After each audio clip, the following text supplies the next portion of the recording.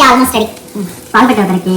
Yeah అవును. వెలిగించలేదు, లోలో పెట్టా. లోలో ఉంది. ఇది అంత లోలో పెట్టి కాస్తున్నా మరి తోడేదానికి అలా బాగా మరిగిస్తే పెరుగు గడ్డలా వస్తుందంట, అందుకని చెప్పి అలా కాస్తున్నాను.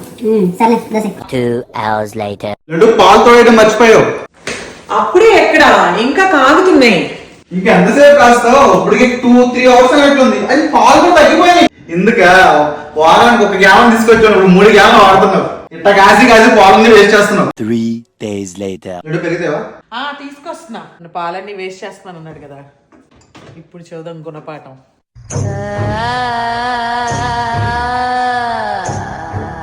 ఎంతసేపే? వస్తున్నా. ఏం లడ్డు ఇది పెరగలేదా? అది పెరిగే, మన పాలన్నీ వేస్ట్ చేస్తున్నాను అన్నావు కదా, అందుకని చెప్పి కొంచెం నీళ్లు కలిపి తోడేసా.